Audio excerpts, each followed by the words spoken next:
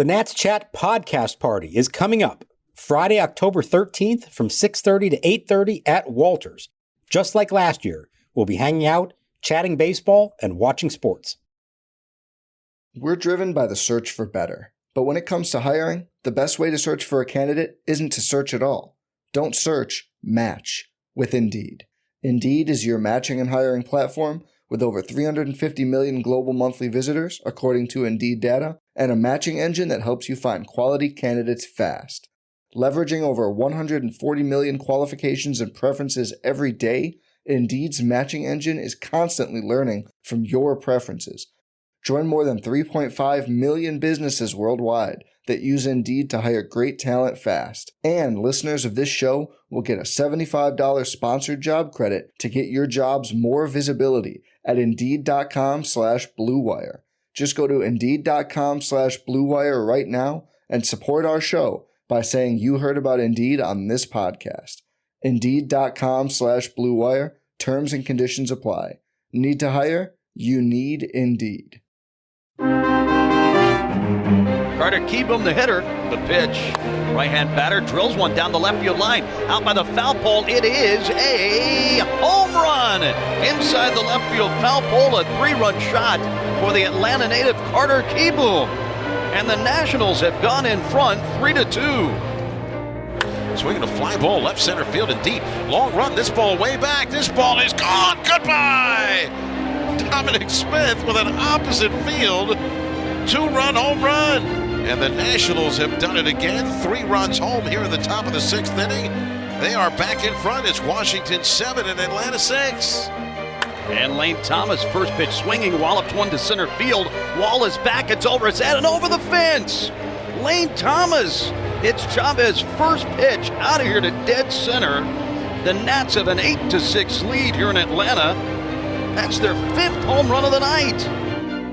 And welcome to Nats Chat for Saturday, September 30th, 2023, along with MASNsports.com Nationals insider Mark Zuckerman, who was at Truist Park in Atlanta. I'm Al Galdi, host of the Al Galdi podcast. The Nats went into Friday with a National League worst 146 home runs this season. The Braves entered Friday with a Major League best 304 home runs this season.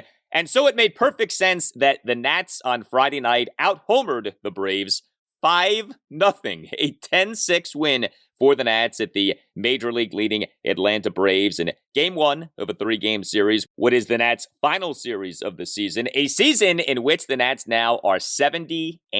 The Nats did not avoid a 90-loss season, but they have gotten to 70 wins, a 15-win improvement from being a Major League worst 55-107 last season. This was a wild game on Friday night. The Nats and Braves combined for 16 runs, 27 hits, and 5 errors. The Nats used 6 relievers, but the Nats won. And Mark, that they won, not nearly as stunning as how they won. Who were these guys, Al?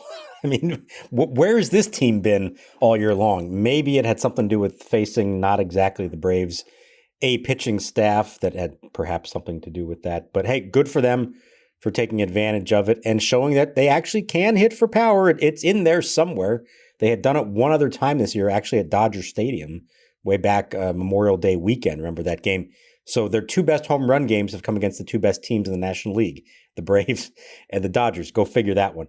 I don't know what to make of it. I don't think this is suddenly showing that they're going to become a major power team moving forward, but it is nice to see they at least have that card in their hand every once in a while when they need it. It's funny, the final series of a season in which a team is not going to the postseason kind of feels like the final days of the school year. If you take yourself back to when you were in school, and it's like there's a different vibe, a different feel to that final week of school, right? Where like everyone's kind of laid back and things that you maybe couldn't do previously, you can do in this week. And, you know, teachers relax. You'll see like different sides of teachers, like just things get kind of goofy. Things get kind of quirky. So maybe that's what Friday night was. Just, you know, final series of the season. Let your hair down a little bit and hit some homers. Why the heck not? Well, it was interesting. The 5 home runs the Nats hit, 3 of the 5 homers were first pitch homers. I don't know that necessarily means anything, but that was kind of interesting. And multiple homers came from guys who really have been struggling. So these were like needed homers for these players. Lane Thomas, who had been in a bit of a funk, he on Friday night as an starting right fielder and number 2 batter, 1 for 5 with a solo homer. Also had yet another outfield assist, but Thomas in an Nats 3-run 7th, a leadoff first pitch home run to center field for an 8-6 Nats lead. That home run going 440 feet per Statcast.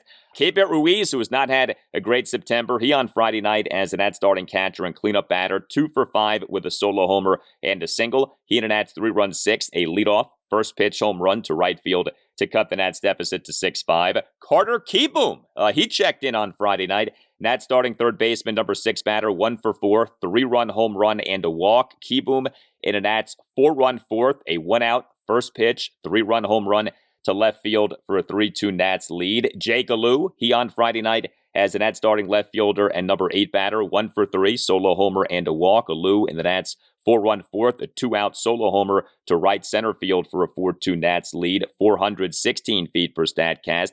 And Dominic Smith, a man who is hitting for power in this month of September. We don't know why, but he is doing it. He on Friday night as an Nats starting first baseman and number 7 batter, 1 for 4, 2-run homer. Smith in the Nats 3-run 6th, a 1-out 2-run opposite field home run to left center field for a 7-6 Nationals lead. So, again, not expected. Again, some of these guys have not been doing much lately, but to see this was a lot of fun. I mean, again, it's not just that the Nats did this, it is at who the Nats did this, right? Out-homering the mighty Braves 5-0. Yeah, and the guys that you mentioned delivering like that, they all kind of needed something like this. And Dom Smith did say that he feels like he has found something here in September. He said he watched a lot of video from his better times with the Mets, 2019, 2020, and thinks he's found some things with his swing to help him get back to that point. And as much as he wishes he was doing this in April and May, he's pretty pleased that he found this in September. Now he just has to hope that it can carry over in the offseason into next year. Who knows? We'll see about that.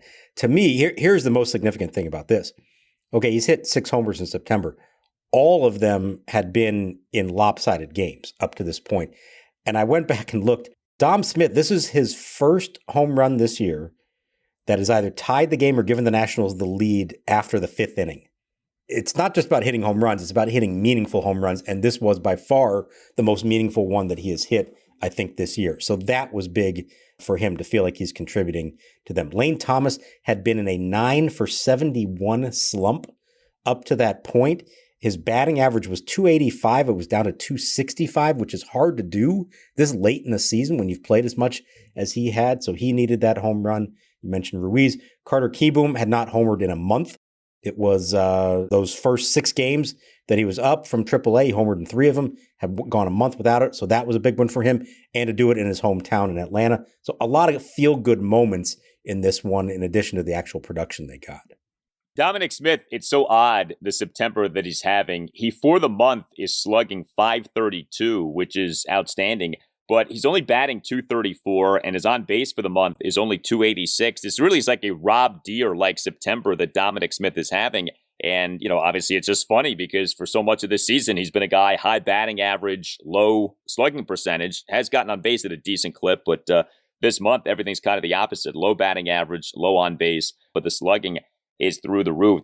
So, with Kieboom, we thought when he was brought back up, we would see a lot of him down the stretch of the season. We've seen a decent amount of him, but it's not like Davey Martinez has made this concerted effort to play him day in, day out. His performance has not really warranted him playing day in, day out.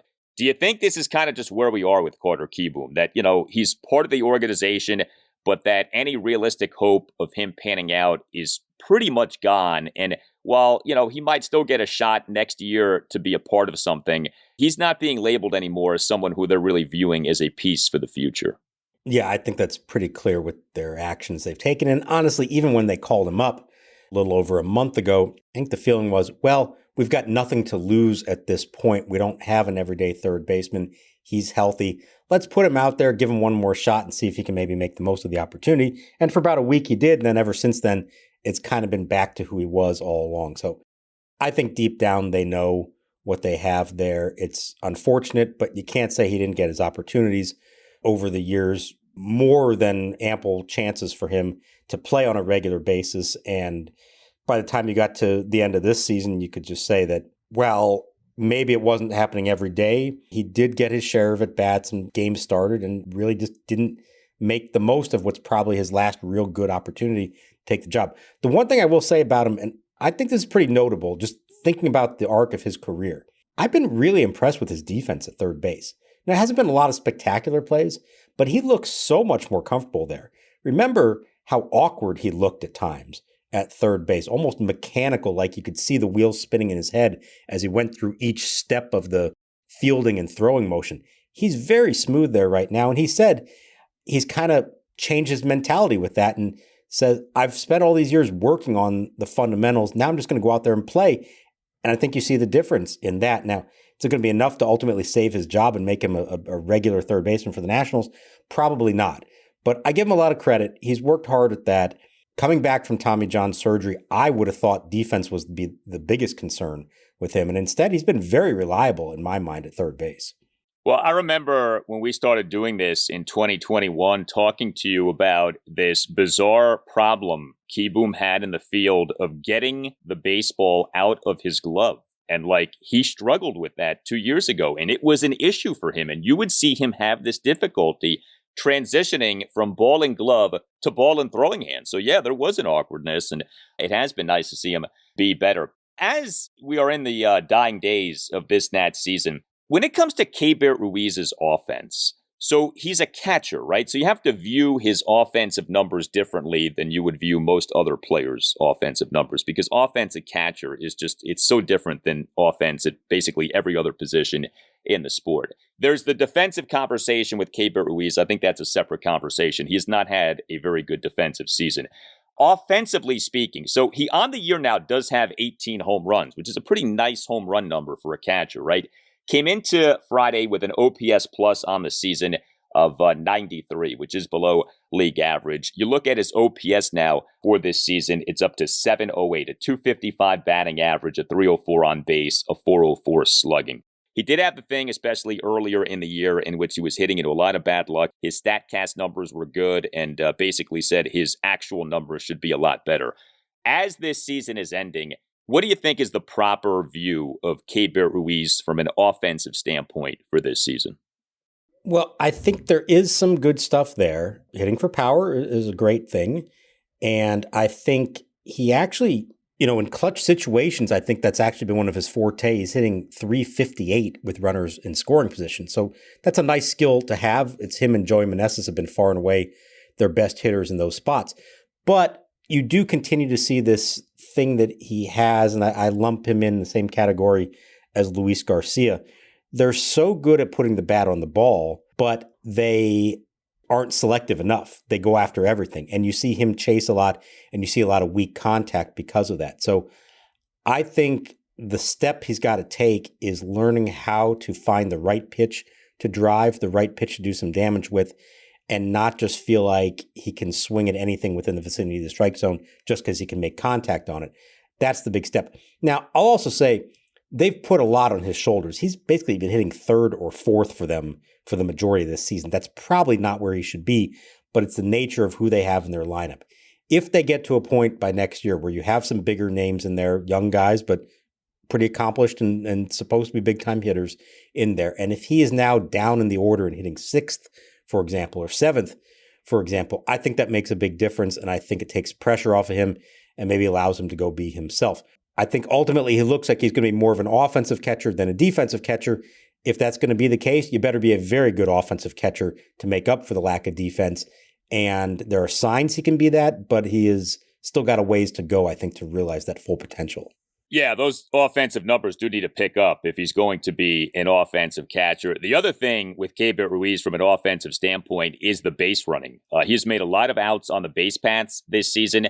And coming into Friday, his base running runs for this season, base running runs, BSR, it's this all-encompassing base running stat from Fangraphs, minus 7.5, which is awful, okay? That is an atrocious base running runs number for a season. I don't care what position you play, minus 7.5. You cannot have that.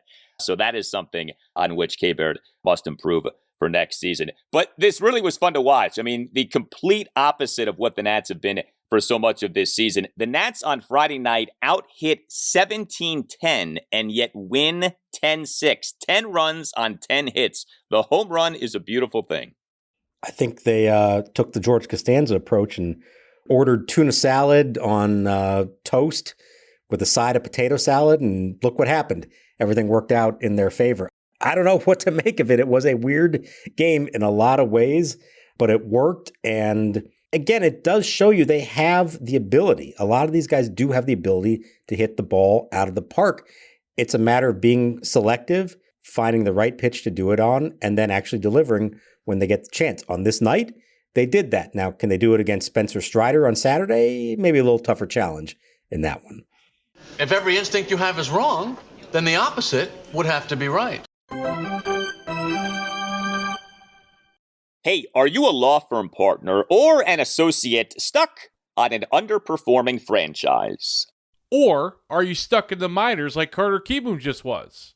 Do what Nationals legend Max Scherzer did. Demand a trade. He left the New York Mets, right? And ended up on a contender in the American League. There might be greener pastures and a lot more money at another law firm for you and your team at another law firm, not to mention better management and better services to offer your clients. The law firm lateral partner market is still red hot, and Nats Chat sponsor Mason Kalfas is the best legal recruiter in Washington, D.C., or anywhere. And Mason wants to help you find a new and better home. Mason Kalfas, he is the Scott Boras of legal recruiters. Put him to work for you. Mason will sit down with you and understand your practice and career or financial goals. He will confidentially discuss your candidacy with law firms that are contenders, not 60-win teams. There is no CBA in the law firm world. Do not be stuck with a poverty franchise like poor Paul Skeens, okay? Call Mason today, located in Washington, D.C. Mason also specializes in working with government lawyers from the DOJ, SEC, FTC, and FDA. He has placed partners at dozens of elite national law firms straight out of those partners' government positions. With the first Biden administration winding down, give Mason Kalfas a call to position yourself for a move to private practice today. You can reach Mason or any of his team of 7 recruiters at 202-486-3535 or email Mason at mason@zenithlegal.com. That's 202-486-3535 or via email at mason@zenithlegal.com. Go Nats! The Nats will be contenders very soon, and you can be a contender even sooner. Did you listen to cassette tapes? Did you make mixtapes for friends? Then you'll love Mark Masters' new book, High Bias, The Distorted History of the Cassette Tape, out October 3rd, just as the Nats season closes. It's a fun and engaging look at the heyday of the cassette tape, how it was invented, how it changed music history, and why it's still not dead. Dust off your old Walkman and dig into High Bias, available for pre-order at Amazon, Barnes & Noble, and wherever else books are sold. Go to highbiasbook.com for more info. We're driven by the search for better. But when it comes to hiring, the best way to search for a candidate isn't to search at all. Don't search, match with Indeed. Indeed is your matching and hiring platform with over 350 million global monthly visitors, according to Indeed data, and a matching engine that helps you find quality candidates fast. Leveraging over 140 million qualifications and preferences every day, Indeed's matching engine is constantly learning from your preferences. Join more than 3.5 million businesses worldwide that use Indeed to hire great talent fast. And listeners of this show will get a $75 sponsored job credit to get your jobs more visibility at Indeed.com/Blue Wire. Just go to Indeed.com/Blue Wire right now and support our show by saying you heard about Indeed on this podcast. Indeed.com/Blue Wire. Terms and conditions apply. Need to hire? You need Indeed. The regular season is heating up. New stars are emerging, and that means more opportunities to win up to 25 times your cash on Prize Picks, the most exciting way to play daily fantasy sports. Just select 2 or more players, pick more or less on their projection on a wide variety of stats, and place your entry. It's that easy. Let it fly to turn $10 into $250 with just a few taps. Easy gameplay, quick withdrawals, and injury insurance on your picks are what make Prize Picks the #1 daily fantasy sports app. Watch your favorite players and get paid doing it this basketball season. See your entries make progress during the game or make new entries for the second half in the fourth quarter. 3-pointers, assists, rebounds, and everything in between are yours for the taking. Join the Prize Picks community of more than 7 million players who have already signed up. Right now, Prize Picks will match your first deposit of up to $100. Just download the Prize Picks app and use code GET100. That's code GET100 on Prize Picks for a first deposit match of up to $100. Prize Picks. Pick more, pick less. It's that easy. Williams sets, kicks in, delivers, swinging a ground ball up the middle. It's going to sneak through into center field, a base hit. Over to the right of second base. Up with it is Jacob Young as Acuna trots across the plate with the first run of the game. He drives in his major league leading 137th run of the year. And with 2 out here in the bottom of the first inning, it's Atlanta 1 and Washington 0.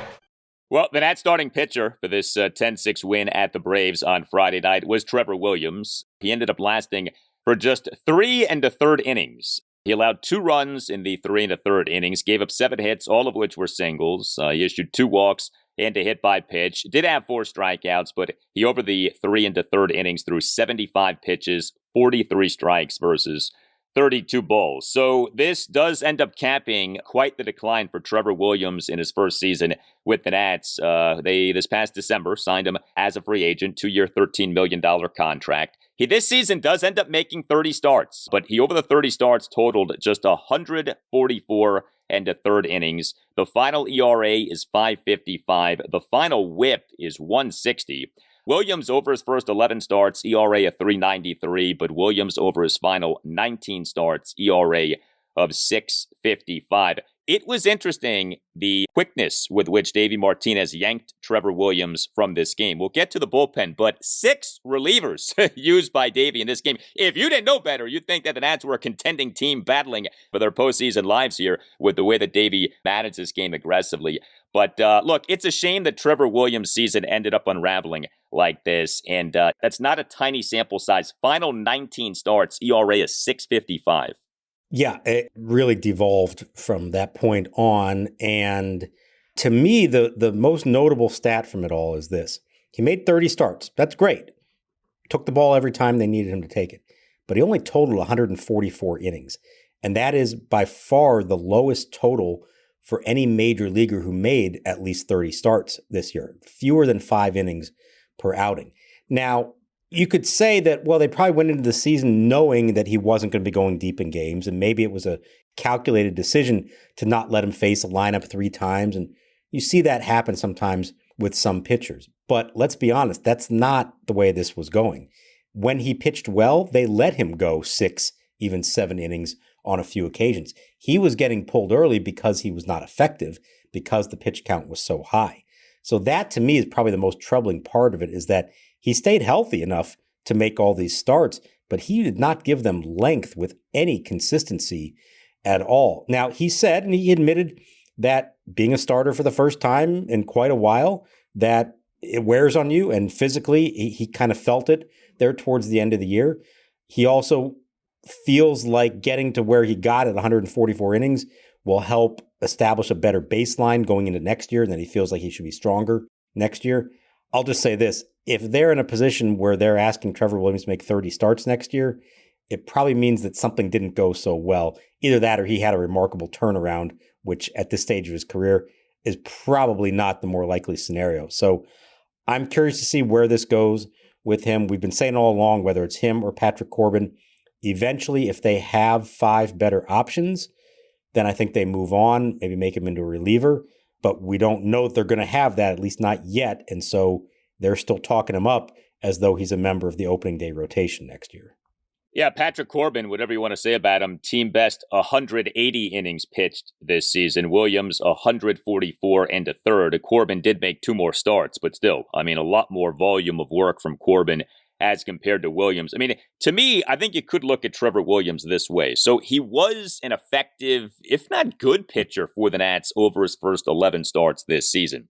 If you look at him and you say, okay, he's not built to be a guy who pitches for you over the course of an entire 162-game regular season. 30 starts is just not what he's built for, but maybe 10 or 11 starts is. You have him make 10 or 11 starts next season, and then when you get to that point, hopefully Cade Cavalli is good to go, and Cavalli replaces Williams, and maybe you take Williams out of the rotation before his season unravels as opposed to after. Do you think the Nats might look at things that way? I think if you were to draw up an ideal scenario, that's probably something along those lines, yeah, that they would like to get to that point where they feel like they could do that. And then, if they needed a spot start along the way for whatever happens, then you know that he's available to do that. That's basically what he was for the Mets the last few years. When DeGrom was hurt or Syndergaard or all those other guys that they invested so much in, Trevor Williams was the fill-in guy. He was the sixth starter, essentially. But when they were at full strength, they moved him to the bullpen, and he was successful. Now, it's been a couple years. Can he be that guy again? I don't know. But you're right. The first couple months of the year, he was not a great, but he was an effective pitcher for them. And you just hope that he can find that in him again. Look, they're paying him $7 million next year, so he's coming back in some capacity. He's going to be the second highest paid player on the team behind Patrick Corbin with that salary. Well, actually, Steven Strasburg is the highest paid, and technically is still going to be on the 40-man roster. We'll see him next spring, right, in West Palm Beach. Looking forward to that, yeah. Steven Strasburg and Mark Lerner hanging out at Nat Spring Training this coming February. So, in thinking about the rotation, right, is there any reason to think that the Nats 2024 opening day rotation will not include Josiah Gray, Mackenzie Gore, Jackson Rutledge, and Jake Irvin? And if the answer to that is no, there's no reason to think that that won't be the case, then are we not, in fact, looking at Corbin and Williams for the fifth spot, and that one of those guys will not be in the rotation? Obviously, injuries aside, right? Like, why wouldn't the Nats opening day rotation not include Gore, Gray, Irvin, and Rutledge? I'll grant you the first three, I think, are locks, provided that they're healthy. I think Rutledge is still a question mark. Not to put too much in his last start of the year on Sunday, because who knows how that's going to go, and that shouldn't determine anything. But it is still a very limited sample. One bad start, two pretty impressive ones. We'll see how this one goes. I could see them looking at him and saying, we think he could still use a little bit of seasoning, and the numbers weren't great at AAA before the call-up, and you start him there, control his innings, and maybe that way you feel like you're better off down the road at the end of the season, that he'll have more bullets left. So I could envision a scenario in which they want Rutledge to open the year at AAA and then ultimately come back up here. But I don't know that I would say it's a lock that he makes the opening day rotation. And for better or worse, when you do have two high-priced veterans like they have, that could be a deciding factor to say, well, the other guy has options. He's a young guy. We want to watch his innings anyways. Let's start the year with Gore, Gray, and Irvin, and then Corbin and Williams filling it out. I would not be surprised if that's the way it went. Well, let's inject this into the conversation, too. So obviously, the time that Rutledge is spending at the major league level right now is working against his service time clock. If you started him at AAA next season and waited until the time at which you could get that extra year of control, you could do that, couldn't you? Now, I don't think you'd want to be open about that, but I actually think that might be the smart, shrewd thing to do. You'd have to wait a bit longer than you would for like guys who haven't yet made their major league debuts. So people like Dylan Cruz and James Wood, there'd be a different cutoff time for them in terms of getting that extra year of control, because Rutledge obviously has piled up some service time already this season. But do you think that that could be entering into the thought process with Rutledge? Sure, it could always be that. Although I would also say in his case, are you confident that a pitcher who's had some injuries and took a little while to reach the big leagues, are you already thinking about what he's going to be like 6 years from now? You may just say, hey, get what we can from him now while he's healthy and out there, and don't worry about trying to make sure we still have him 6 years from now when who knows what the situation is. But no, there is some logic behind that, what you're saying. You put it all together, and I think there is a compelling case to have him start the year at AAA.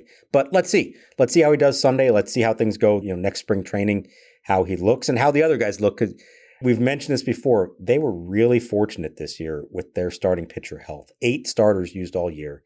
Cavalli was the only injury of real consequence that happened before the season started. Can you count on that happening again next year? Probably not.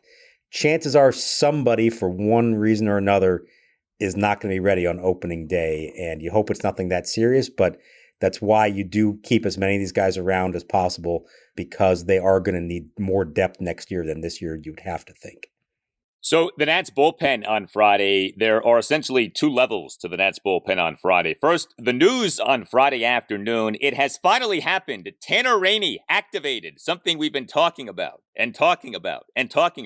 finally has taken place. The Nats on Friday afternoon reinstating Tanner Rainey from the 60-day injured list, which he had been on since opening day, March 30th, due to the Tommy John surgery that he underwent on August 3rd, 2022. Better late than never, so we anticipate seeing Rainey at some point this weekend. We did not, though, see him on Friday night, despite the Nats in this 10-6 win at the Braves using 6 relievers. This was something. The 6 relievers combined to allow 4 runs in 5 2/3 innings. The Nats' first 3 relievers in the game, Andres Machado, Jose A. Ferrer, and Jordan Weems, combined to allow 4 runs in 2 1/3 innings. But then the Nats' last 3 relievers in the game, Joe La Sorsa, Hunter Harvey, and Kyle Finnegan, combined for 3 1/3 scoreless innings. Good to see Finnegan pitch well off him having had some problems here lately. But boy, 6 relievers used by Davey Martinez on Friday night. And every one of those moves was a mid-inning change. 5 mid-inning pitching changes, which is how you get a 3-hour and 15-minute ball game on a Friday night in late September. You mentioned earlier that felt at times like Davey was managing in a pennant race. Well, this basically was a pennant race for them. I think he looked at this about the 4th, 5th inning and said, we have a chance to win this game. We have a chance at number 70 that we've been striving for. We may not get another chance like that this weekend. Let's go for it. And he went all in, and that meant all of those pitching changes and a lot of maneuvering and trying to squeeze as many outs out of different guys as he could. I mean, he went to Hunter Harvey for 5 outs, 31 pitches. There was a mound visit from Davey in which he left Hunter Harvey in the game, and then he got the last out on the next pitch after that. This was some aggressive managing, more than we've seen from him in a while. I think he felt like they had to seize this opportunity they had to get win number 70, and it took everything they had, and I don't know what they have left now for Saturday, but he went all in for this one, and it worked. Yeah, Yohan Adon is pitching on Saturday, Jackson Rutledge on Sunday, so Davey may need some length from old Yohan come Saturday night. We shall see. One other thing with the Nats on Friday, Tyler Clippard. So he on Thursday via Instagram announced his retirement, and this really gained traction on Friday. You know, we just dealt with the Sean Doolittle retirement. Now we have Tyler Clippard. So he pitched for the Nats 2008 through 2014, then briefly in 2022. I brought this up when we talked about Doolittle. I think he pretty clearly is the best reliever for the Nats since the franchise came to DC. I mean, the numbers really are tremendous here. 469 regular season innings with the Nats, ERA at 2.72, a whip of 1.058. He appeared in more regular season games than any other Nats pitcher since the franchise came here, 418. I mean, certainly some good stuff from Doolittle, certainly some good stuff from, Drew Storen and Chad Cordero, but I think when you look at the overall body of work, I think it's really hard to say that Tyler Clippard isn't the best relief pitcher for the Nats since the franchise came here. What do you think? Yeah, I agree. Consistency over a long period of time.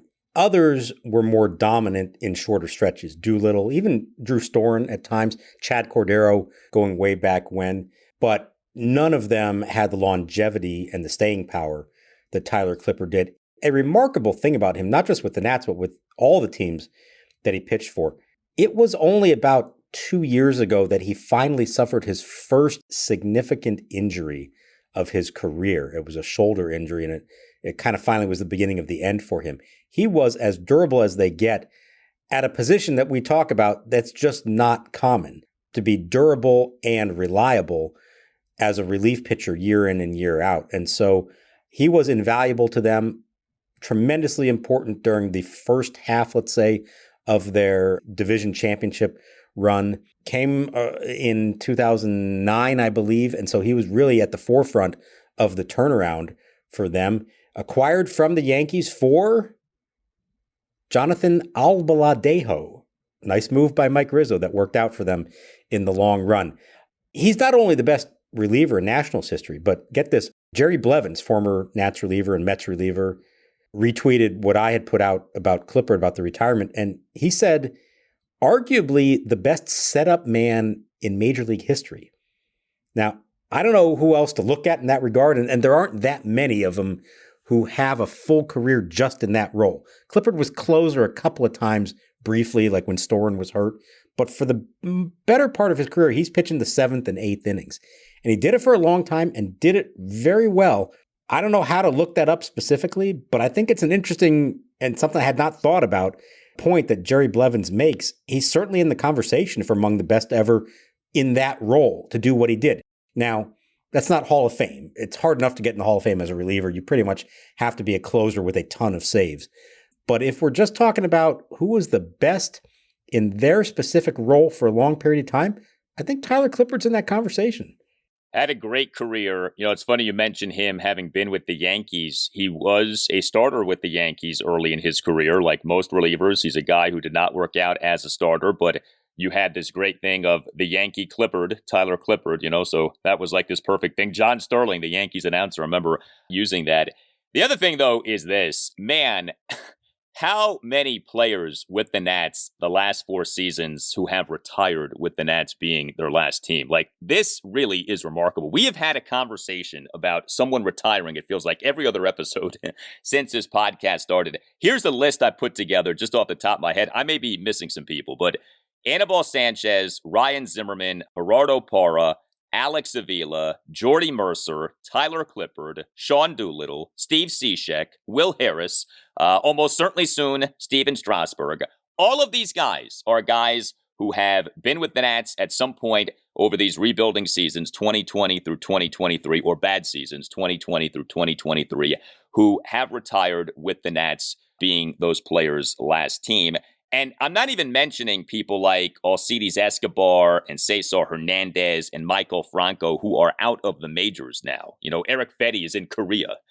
I think this will actually be one of the signs of the rebuild being over. When we stop talking about guys who were with the Nats in a season retiring. You know, like this guy was with the Nats this year, and this year ends up being the final year of his career. And I don't say this as like a shot at any of these guys because, look, you want your career to go as long as possible. You want to keep making that major league money. If a team offers you a chance, why turn it down? Like, take it. But this really is something, man. The last few years, how many guys have been with the Nats who have ended up retiring with the Nats being their last team? And I think that says something about where this team has been at. I wrote an article years ago about this. I looked at this exact thing and went year by year at all the players who played their last big league game for the Nationals. And it is pretty amazing how it mirrors with the success of the team. The early years, 2006, 2007, they had a ton of players who played for those teams and then never played in the big leagues again after that. And then during the 10s, you know, or certainly from 12 through 19, a whole lot fewer of those. And now the last few years, you're starting to see it come back again. And I do think that is a sign of where they are as a franchise. When you are in win now mode and making the playoffs on a regular basis, you're not giving opportunities that often to players who are either on the back end of their career or, for that matter, guys who are making their major league debuts but may not stick around for very long. That falls in the same category. Guys who get a cup of coffee and then never come back again, those sort of players. When you are a contending team, you're not doing that. When you're in the position that the Nationals are currently in and that they were in 13, 14 years ago, you need players like that to fill out your roster. And so you're going to get a lot more of them. I would imagine that, you know, we're going to look back years from now at the 2022, 2023 Nationals and say, oh, wow, yeah, remember that guy? Boy, did he ever play anywhere again after that? No, he didn't. There's probably some more names to come that we haven't even realized this about yet.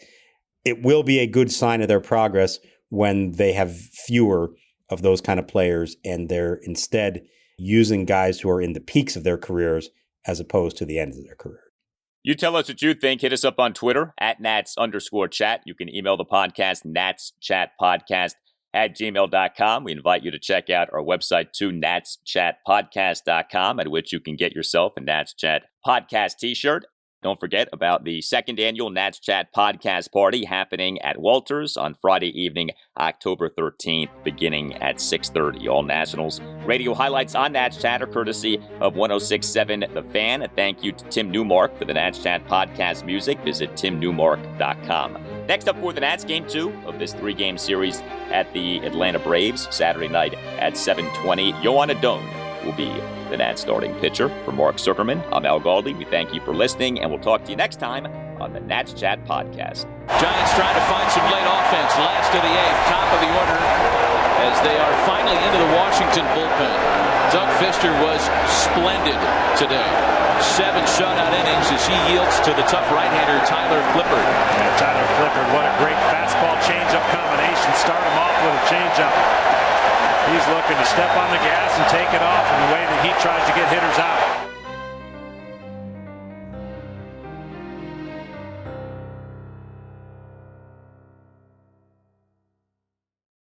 Hello, this is Ohavia Phillips. And I'm Dennis Reed. And as members of Charlotte's Black community, we're proud to call the Queen City home.